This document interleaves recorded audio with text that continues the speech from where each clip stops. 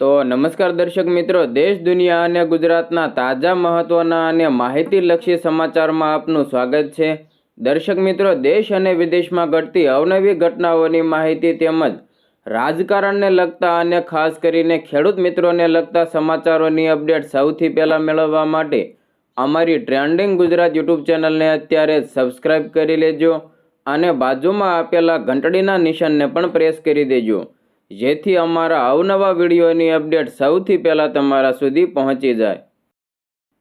દર્શક મિત્રો, સૌપ્રથમ રાજકારણને લગતા સમાચાર ઉપર એક નજર કરીએ તો આપ સૌ લોકો સારી રીતે જાણો છો કે ડેડિયાપાડાથી આમ આદમી પાર્ટીના ધારાસભ્ય ચૈતર વસાવા અવારનવાર ભાજપના વિરોધને લઈને ચર્ચામાં રહેતા હોય છે અને અવારનવાર તેઓ મનસુખ વસાવાને લઈને પણ ચર્ચાઓમાં જાગતા હોય છે। ત્યારે તમને જણાવી દઈએ કે હવે ફરી એકવાર ચૈતર વસાવા ચર્ચામાં આવ્યા છે, કેમ કે ચૈતર વસાવાની સભામાં આમ આદમી પાર્ટીમાં કેટલાક લોકો જોડાઈ ગયા છે, જેથી ભાજપને મોટો ફટકો પણ લાગી શકે। તો વિગતવાર માહિતી મેળવીએ।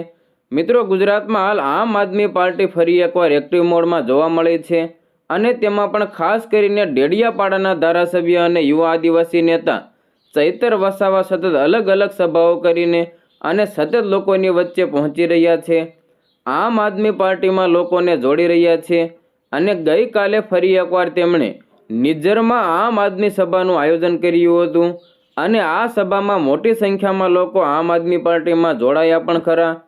મિત્રો, નિઝર વિધાનસભાના ઉચ્છલ તાલુકાના પાટીબંધારા ગામે આમ આદમી પાર્ટીની પરિવર્તન સભાનું આયોજન થયું હતું। આ પરિવર્તન સભામાં ધારાસભ્ય ચૈતર વસાવાએ હાજરી આપી અને ધારાસભ્ય ચૈતર વસાવાની હાજરીમાં ખૂબ જ મોટી સંખ્યામાં લોકો આમ આદમી પાર્ટીમાં જોડાયા। ધારાસભ્ય ચૈતર વસાવાએ આ કાર્યક્રમ બાદ મીડિયા સમક્ષ પોતાની વાત રજૂ કરતા જણાવ્યું કે આજે નિઝર વિધાનસભામાં આમ આદમી પાર્ટીના આગેવાનોની અધ્યક્ષતામાં પરિવર્તન સભાનું આયોજન કરવામાં આવ્યું હતું।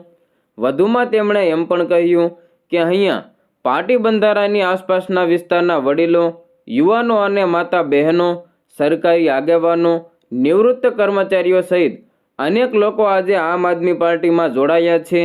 આ વિસ્તારમાં વર્ષો જૂના પ્રશ્નો હજુ પણ પડતર હાલતમાં છે, ચાહે ઉકાઈ વિસ્થાપિતોનો પ્રશ્ન હોય કે ચાહે આવનારા સમયમાં જે 1500 મેગાવોટનો સોલાર પ્રોજેક્ટ આવવાનો છે, જે 1500 મેગાવોટનો સોલાર પ્રોજેક્ટ આવવાનો છે એ બાબતને લઈને પ્રશ્ન હોય કે ચાહે વન અધિકારી અધિનિયમ 2006 અંતર્ગતના પેન્ડિંગ દાવાઓની વાત હોય કે આ વિસ્તારના રોડ રસ્તાની વાત હોય, પીવાના પાણીની વાત હોય, સિંચાઈના પાણીની વાત હોય કે શિક્ષણ અને આરોગ્યની વાત હોય, આવા અનેક મોટા મોટા પ્રશ્નો વર્ષોથી પેન્ડિંગમાં છે।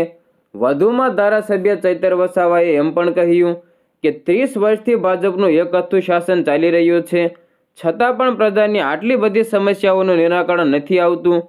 ત્યારે લોકોએ હવે મને બતાવી દીધું છે કે આવનારા દિવસોમાં પરિવર્તન આવશે અને એને કારણે જ લોકો પરિવર્તન ઈચ્છીને આમ આદમી પાર્ટીમાં જોડાયા છે।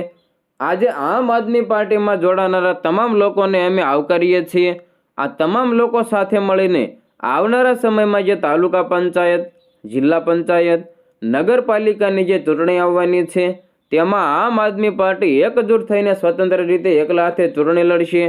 અમને પૂરો વિશ્વાસ છે કે કુકરમુંડા અને નિઝર સહિત તમામ વિસ્તારના લોકો આમ આદમી પાર્ટી સાથે રહેશે, એવો મને પૂરો વિશ્વાસ છે।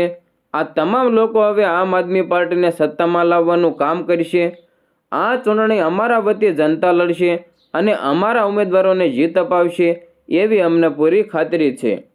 દર્શક મિત્રો, ચૈતર વસાવાની આ સભા અને તેમના દ્વારા ચૂંટણીને લઈને જે ભાષણ આપવામાં આવ્યું છે તેના વિશે તમારો શું મંતવ્ય છે તે કોમેન્ટ બોક્સમાં તમારો મંતવ્ય જરૂર જણાવજો।